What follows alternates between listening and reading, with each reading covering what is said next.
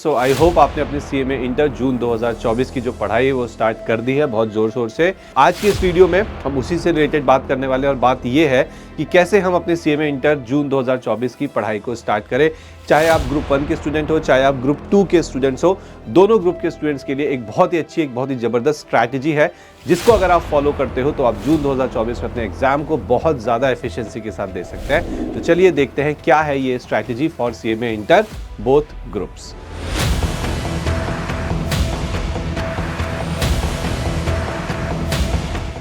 Students, चलिए आज हम एक बहुत इंपॉर्टेंट मुद्दे पे बात करने वाले हैं और वो है कि कैसे हम अपने सीएमए इंटर ग्रुप 1 की स्टडीज कर सकते हैं। How to start study CMA inter group 1। तो देखिए, सबसे पहले एक झलक देख लेते हैं कि ग्रुप 1 के अंदर हमारे जो 4 सब्जेक्ट्स हैं कौन कौन से हैं। तो बिजनेस लॉस एंड एथिक्स, उसके बाद financial accounting, DT and IDT यानी कि direct taxation and indirect taxation, और फिर आता है आपका कॉस्ट अकाउंटिंग। तो जब भी हम किसी नए ग्रुप की स्टडी करते हैं तो सबसे पहले हमें यह देखना जरूरी है कि इसमें से कौन सा सब्जेक्ट ऐसा है जिसमें हम ज्यादा कंफर्टेबल हैं। हम उसे पहले स्टार्ट करेंगे। तो चलिए देखते हैं। तो सबसे पहले इसमें मैं नाम देना चाहूंगा आपका फाइनेंशियल अकाउंटिंग का, क्योंकि ये एक ऐसा सब्जेक्ट है जो हमने स्कूल में भी पढ़ा हुआ है थोड़ा बहुत, जो कि हमने अपने कॉलेजेस में भी इस सब्जेक्ट के बारे में काफी डिटेल में पढ़ा हुआ है। तो ये एक ऐसा सब्जेक्ट है जो आपको पसंद आएगा। और उसके बाद अगर मैं बात करूं तो वो है कॉस्ट अकाउंटिंग। अब कॉस्ट अकाउंटिंग स्कूल्स में तो जनरली नहीं होती, लेकिन हाँ, कॉलेज में हमने कॉस्ट अकाउंटिंग के बारे में पढ़ा हुआ है, हमें आइडिया है। तो जब भी आप अपने ग्रुप 1 की स्टडी स्टार्ट करेंगे तो आपको स्टार्ट करना है financial accounting and cost accounting से। इसके बाद बाकी 2 सब्जेक्ट्स की बात करूं तो बिजनेस लॉस एंड एथिक्स ये काफी डिटेल्ड है। इसके अंदर आप डिफरेंट लॉस के बारे में पढ़ेंगे, जैसे कॉन्ट्रैक्ट एक्ट हो गया, आपका कंपनीज एक्ट हो गया। थ्योरी है बहुत ज्यादा, इसमें आपका काफी टाइम जाएगा और काफी मेहनत भी लगेगी। और फिर मैं बात करता हूँ डायरेक्ट टैक्स और इनडायरेक्ट टैक्स। तो इसके अंदर डायरेक्ट टैक्स है आपका पूरे 5 हेड्स हैं इनकम के, उसके अलावा और भी चैप्टर्स हैं। इनडायरेक्ट टैक्स में आपको जीएसटी और कस्टम दोनों मिलेगा। तो इससे समझ में आ रहा है कि ये एक लेंदी और बल्कि सब्जेक्ट है। तो ये एक सब्जेक्ट का ओवरव्यू हमने ले लिया। अब चलिए देखते हैं वो इंपॉर्टेंट चीज कि हम कैसे स्टार्ट करें, क्या स्टार्ट करें। तो देखो, सबसे पहले जैसे कि मैंने आपको कहा, आपको उठाना है फाइनेंशियल अकाउंटिंग, ऐसा सब्जेक्ट जो आपने पहले पढ़ा हुआ है और जो आपको बहुत ज्यादा कॉन्फिडेंस देगा आने वाले सब्जेक्ट्स के लिए। तो फाइनेंशियल अकाउंटिंग में भी आप ये सोच रहे होंगे सर क्या पढ़े, क्या हम चैप्टर नंबर 1 से स्टार्ट कर दें, पूरा कवर करें। तो ध्यान से मेरी बात सुनिए। फाइनेंशियल अकाउंटिंग के अंदर अगर आप देखेंगे तो एक चैप्टर है फाइनेंशियल स्टेटमेंट, जिसमें हम सीखते हैं कि कैसे हम PNL, balance sheet, trading account ये सब प्रिपेयर करते हैं। पार्टनरशिप अकाउंटिंग है जो आपने स्कूल कॉलेज में पढ़ा ही हुआ है। और फिर अकाउंटिंग स्टैंडर्ड्स है, ये शायद आपको थोड़ा सा नया लगे।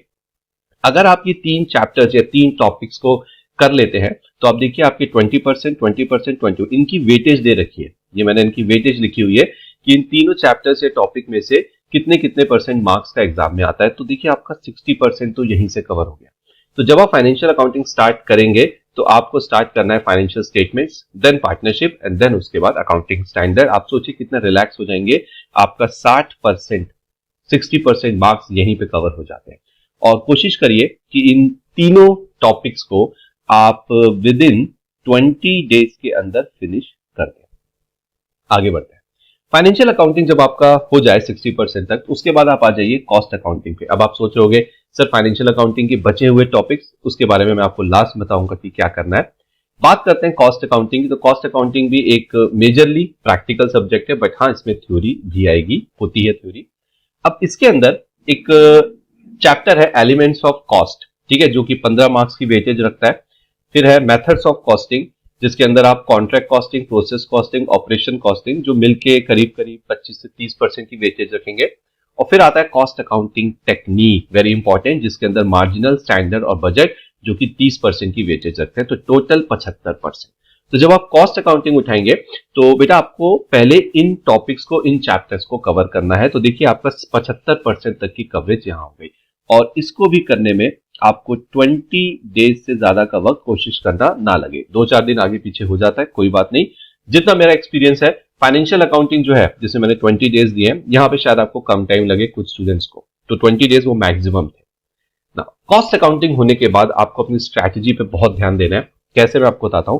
अगला जो हमारा सब्जेक्ट है वो है बिजनेस लॉस एंड इसके अंदर एक और टॉपिक है वो है एथिक्स, ठीक है। नाउ ये एक सब्जेक्ट ऐसा थोड़ा सा आपको परेशान करेगा, थ्योरी है और बहुत डिटेल में भी है। तो इसमें आप इंडियन कॉन्ट्रैक्ट एक्ट, जिसका वेटेज 10% है, कंपनीज एक्ट जिसकी वेटेज 40% की है, और एथिक्स जिसकी वेटेज 15% है। कुल मिला के 65% आपको इन टॉपिक्स को सबसे पहले करना है। और आप इसमें देख सकते हो कंपनीज एक्ट कितना ज्यादा इंपॉर्टेंट है, तो बिल्कुल भी इसे आप नहीं छोड़ेंगे। तो बेसिकली हम क्या कर रहे हैं, जो चीजें इंपॉर्टेंट है हमारे एग्जाम के लिए हम उनको पहले कवर अप करेंगे। और इसके लिए भी मैं आपसे कहूंगा कि आप 20 डेज का टाइम लो और इसे आराम से डिटेल में लिख कर समझना। आगे बात समझ में। इसके बाद हम बात करते हैं आपके डायरेक्ट टैक्सेशन, ठीक है, और इनडायरेक्ट टैक्सेशन की। ठीक है, तो आपका जो पूरा एक सब्जेक्ट है उसके अंदर दो पार्ट्स हैं। पार्ट ए है डायरेक्ट टैक्सेशन जो 50 मार्क्स का रहेगा एग्जाम में, और जो पार्ट बी है आपका वो है इनडायरेक्ट टैक्सेशन, वो भी आपका 50 मार्क्स का रहेगा। तो डायरेक्ट टैक्सेशन में अगर मैं आपसे कहूं तो आप जो हेड्स ऑफ इनकम होती है जैसे कि सैलरी, ठीक है, हाउस प्रॉपर्टी, ठीक है, आपका पीजीपीपी, ठीक है, आपके कैपिटल गेन और इनकम फ्रॉम अदर सोर्सेज जिसकी देखिए वेटेज 25% के, ये तो आपको डेफिनेटली करना है। और ये चैप्टर्स ऐसे हैं जो आपका टाइम भी लेंगे। और इसके अलावा जो टोटल इनकम और टैक्स लायबिलिटी कंप्यूटेशन, कैसे हम एक इंडिविजुअल की इनकम निकालते हैं, कैसे उसका टैक्स कैलकुलेशन करते हैं, बहुत इंपॉर्टेंट है एग्जाम के लिए। इसकी वेटेज 25%। तो देखिए 50 मार्क्स में से 50% में से हमारा 40% तो यही कवर हो गया। ठीक है, फिर आप आ जाइए इनडायरेक्ट टैक्सेशन के अंदर जिसके अंदर कंप्लीट जीएसटी है जिसका 35% का वेटेज है। तो शायद मुझे बोलने की जरूरत भी नहीं होनी चाहिए यहाँ पे कि जीएसटी आपको बहुत ज्यादा अच्छे से करना है, बाकी कस्टम है वो बाद में देखेंगे। ठीक है, तो ये आपका जो डायरेक्ट टैक्स और इनडायरेक्ट टैक्स है आपको कोशिश करनी है कि आप 25 दिनों के अंदर इन दोनों को खत्म कर दो। तो अगर अब मैं डेज को काउंट करूं तो एक बार देखते हैं। तो 25 दिन के अंदर आपका डायरेक्ट इनडायरेक्ट टैक्स हो गया, 20 दिन में आपके बिजनेस लॉस एथिक्स हो गए, कॉस्ट अकाउंटिंग 20 दिन और फाइनेंशियल अकाउंटिंग मैक्सिमम 20 दिन। तो इस प्रकार से अगर आप चलते हो तो एक बार काउंट कर लेते हैं, चलिए। तो 25 प्लस 20 डेज प्लस 20 प्लस 20, ठीक है, तो ये हो गया 85 डेज। ठीक है, 85 डेज मोटा मोटा बोलता हूं, चलो 90 दिन मान लेते हैं। तो 90 डेज यानी कि 3 मंथ्स, 3 महीनों में, ठीक है, आप अपने हर एक सब्जेक्ट के अंदर जो इंपॉर्टेंट चीजें हैं जो आपके एग्जाम में 60-70% तक की वेटेज रखते हैं वो आप खत्म कर लेंगे। अब ये जब आपका हो जाए, ठीक है, देन आपको क्या करना है, जो आपका इसके बाद नेक्स्ट स्टेप होना चाहिए, ध्यान से देखिए, और वो है आपका रिवीजन। ठीक है, आपने जितना भी पढ़ा है 60-70% जो कवरेज की है, प्लीज उसको एक बार अच्छे से रिवाइज कीजिए। वो रिवाइज करने के बाद अगर मैं कहता हूं चलिए रिवीजन में आपको कितना टाइम लग जाएगा, लेट्स से आपने 15 दिन में पूरा रिवाइज किया, तो 90 डेज हमारे पहले से ही थे। ठीक है, आपने 15 डेज में इसको रिवाइज कर लिया, तो ये हो गया आपका 105 डेज। ठीक है, तो 105 डेज में आपने एक बार अच्छे से पढ़ भी लिया और आपने रिवीजन भी कर लिया। अब इसके बाद सब्जेक्ट के अंदर जो बचे हुए चैप्टर्स हैं जो जिनका वेटेज, देखो ऐसा नहीं कि वो इंपॉर्टेंट नहीं है कि मैं उनको लास्ट में बता रहा हूं, वो भी इंपॉर्टेंट है, वो शायद आसान भी लगे आपको, लेकिन उनका वेटेज कम है इसलिए हमने उनको लास्ट में किया।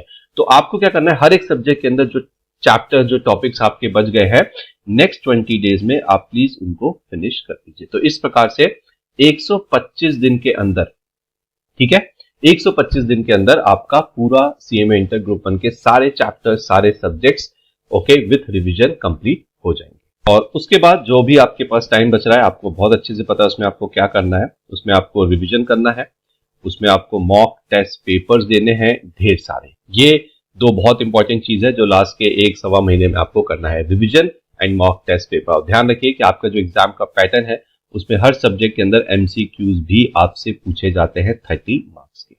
ठीक है, और बाकी के जो 70 मार्क्स हैं वो आपको बहुत अच्छे से पता है, वो सब्जेक्टिव क्वेश्चंस आते हैं, तो एमसीक्यूज की भी आपको तैयारी प्रिपरेशन अच्छे से करनी है। तो ये था एक डिटेल स्टडी प्लान आपकी सीएमए इंटर ग्रुप 1 के लिए।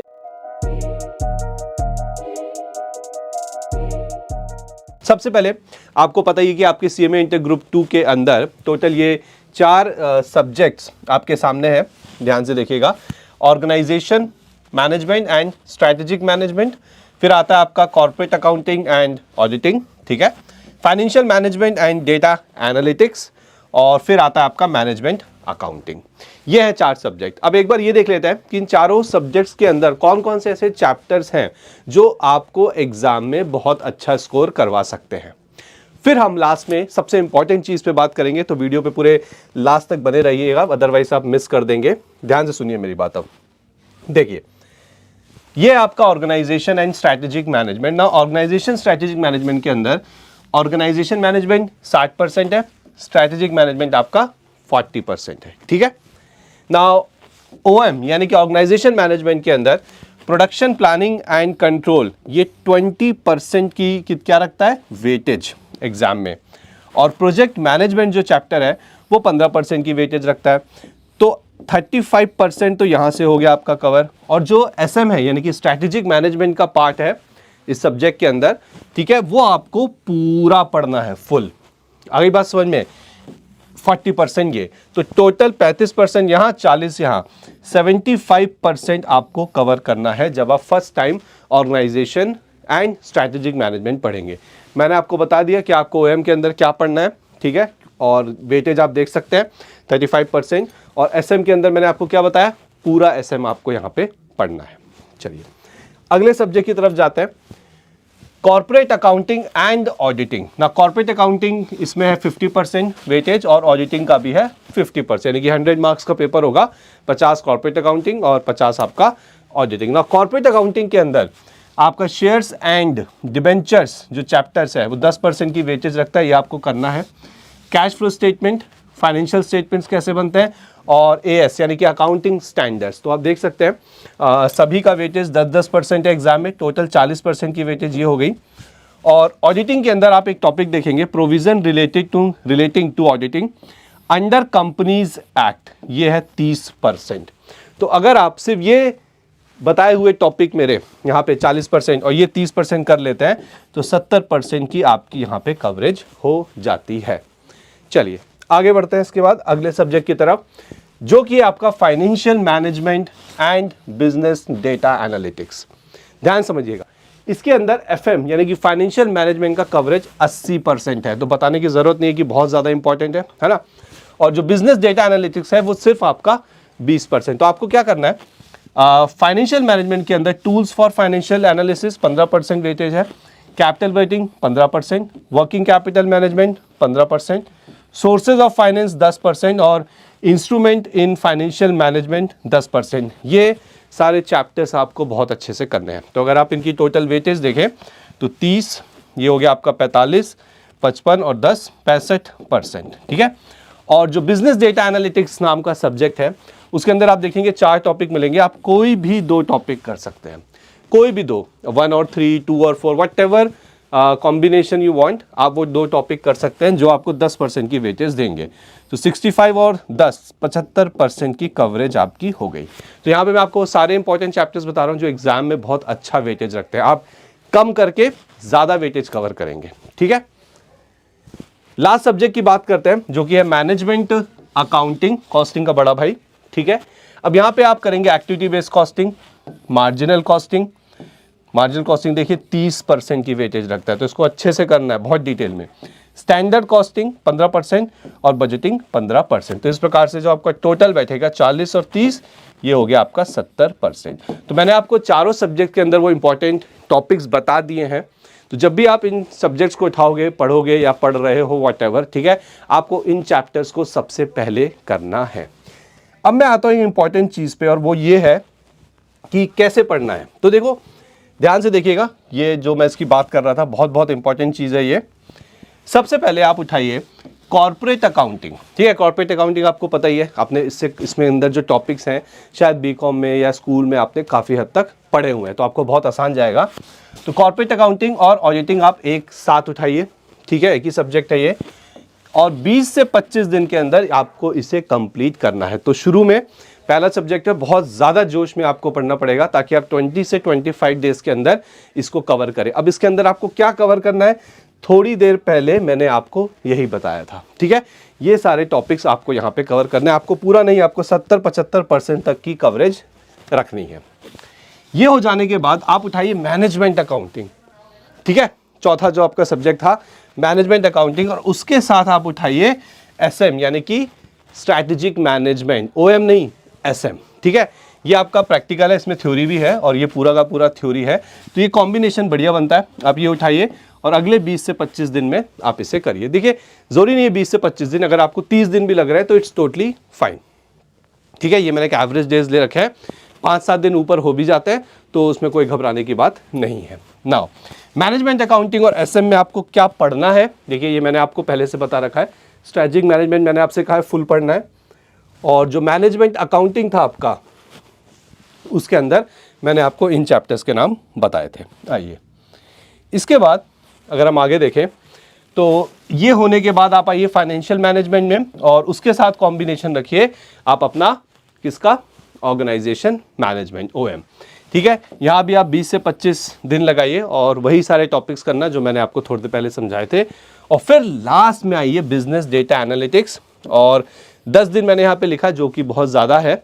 आप चाहें अगर अच्छे से आप इसे पढ़ते हैं तो 5 से 7 दिन में हो जाएगा। ठीक है, तो इस सीक्वेंस में आपको अपने ग्रुप 2 की स्टडीज़ करनी है। ओके, ये रही सीक्वेंस आपके सामने।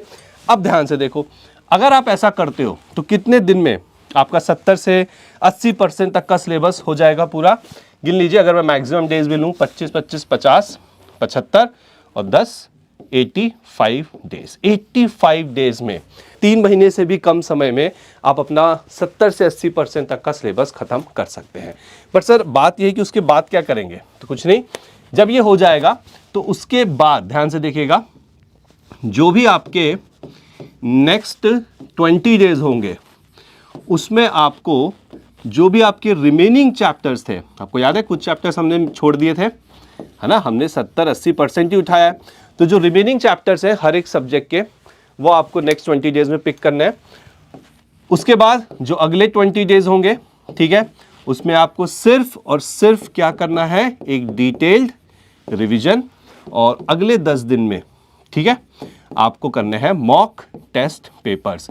Very very important, mock test paper बहुत सारे स्टूडेंट ये नहीं करते हैं, बहुत इंपॉर्टेंट है। ठीक है, तो देखिए पहले ऑलमोस्ट 85 डेज में आपने अपना 70-80% सिलेबस कर लिया, बाकी अगले 20 दिन में कर लिया आपने, तो ये हो गया आपका 105 दिन और 30, 135 डेज, मोटा मोटा 4 महीने, 4.25 महीने में आपने अपना पूरा सिलेबस भी कर लिया, आपने उसको रिवाइज भी कर लिया, और आपने उसके मॉक टेस्ट पेपर्स भी दे लिए। तो ये एक बिल्कुल बेसिक सिंपल स्ट्रैटेजी है, बहुत ज़्यादा कॉम्प्लिकेट नहीं करना है आपको इसको। ठीक है, तो आप इस स्ट्रैटेजी के हिसाब से चलिए, और ये जो मैंने आपको सीक्वेंस बताई हैं सब्जेक्ट्स की, इनको करिए और अपने एग्जाम की तैयारी करिए। आई होप ये आपको क्लियर हो चुका होगा। Okay, thank you very much.